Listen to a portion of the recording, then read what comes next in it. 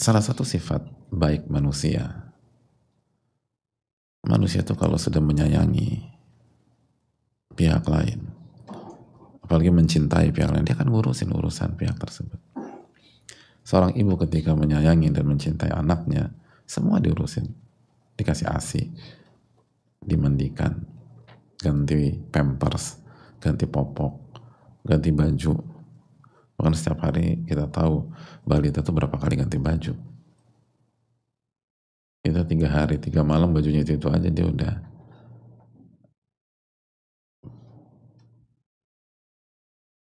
Mereka ganti baju tuh hampir beberapa jam sekali. Tapi nggak semua bayi gitu loh. Hanya bayi yang ditangani oleh orang tua yang mencintai dia. Ada sebagian bayi itu nggak diurus, benar-benar nggak digantiin. Dia pup di pampersnya 1 harian nggak diganti pampers. Kenapa? Ternyata ibunya tidak menginginkan anaknya tersebut. Jadi nggak ada rasa cinta, jadi nggak diurusin. Tapi kalau seseorang sudah mencintai, dia akan urus, dia akan urusin semua. Bahkan ketika dia terkesan membiarkan, itu sebenarnya mengurus.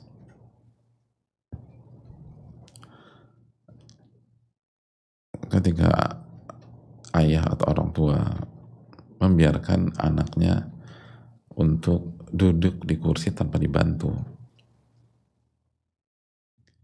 atau makan sendiri tanpa disuapin, itu sebenarnya orang tua sedang mengurus urusan anaknya dengan skala yang jauh lebih skala yang jauh lebih panjang, agar anak ini bisa mandiri, agar motoriknya terlatih. Kalau digendong terus, disuapin terus, atau diangkatin terus, maka motoriknya tidak terlatih. Jadi itu mengurusi motorik anak misalnya. Karena orang yang mencintai itu akan ngurus. Itu manusia yang penuh dengan kekurangan, penuh dengan kelalaian, penuh dengan keterbatasan. Ada nafsu, ada ego, ada emosi, ada lelah, ada letih. Tapi kalau udah mencintai, dia akan ngurus. Walillahil matsalul a'la. Apalagi Allah tabaraka wa ta'ala ar-Rahman ar-Rahim. Yang maha pengasih lagi maha penyayang. Ketika Allah SWT berfirman, yuhibbukumullah,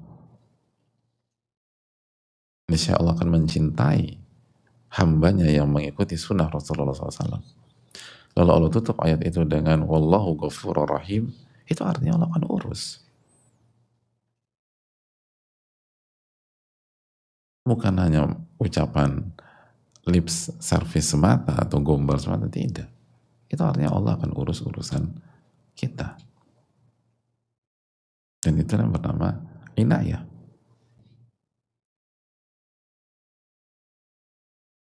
Jadi hadirin Allah muliakan.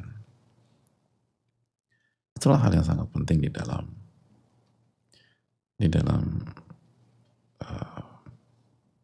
memahami ayat ini.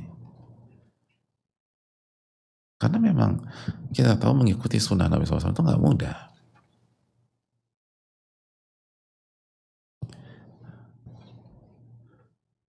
Tidak mudah.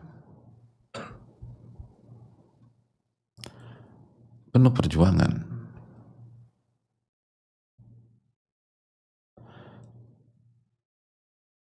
Penuh cobaan.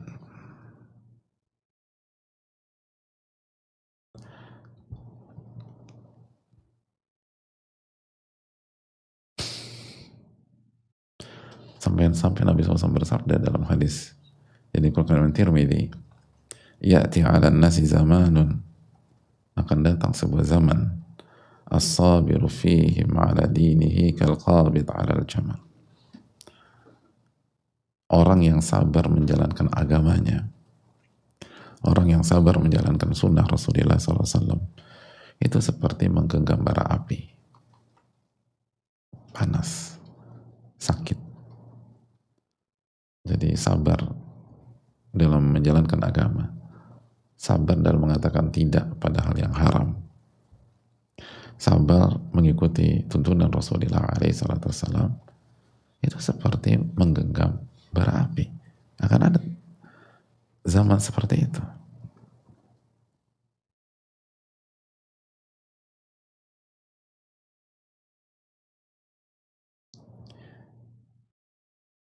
Dalam riwayat ala syauk, seperti menggenggam duri.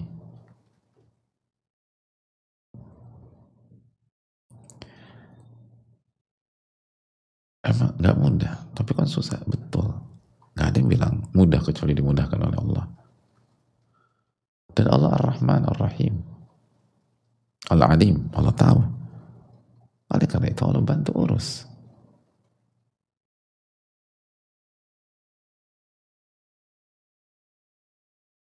Allah tolong, Allah mudahkan, Allah lancarkan, Allah berkahi. Dan itu terasa bagi banyak orang. Bahkan bagi semua orang yang jujur, bukan banyak lagi, semua orang yang jujur dalam mencintai Allah Subhanahu wa taala dan mereka mengikuti sunnah Rasulullah SAW, mereka alami itu. Mereka rasakan itu. Bagaimana pertolongan Allah selalu hadir di tengah-tengah kehidupan mereka. Bagaimana urusan-urusan mereka itu ditolong dan diurus oleh Allah Subhanahu wa taala. Dan ada banyak hal di luar kemampuan mereka.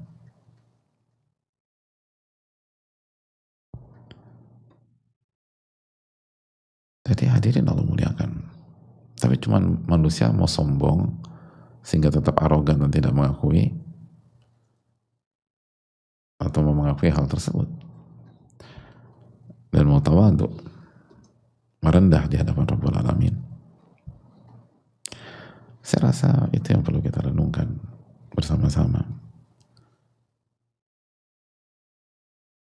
Jadi benar susah, tapi Allah tolong, Allah urusin, dan kekhilafan kita Allah maafkan. Dan pada akhirnya kemenangan bagi hamba tersebut, keberhasilan bagi hamba tersebut, keberuntungan bagi hamba tersebut. Tinggal kita mau bergabung dengan kafilah mereka atau tidak.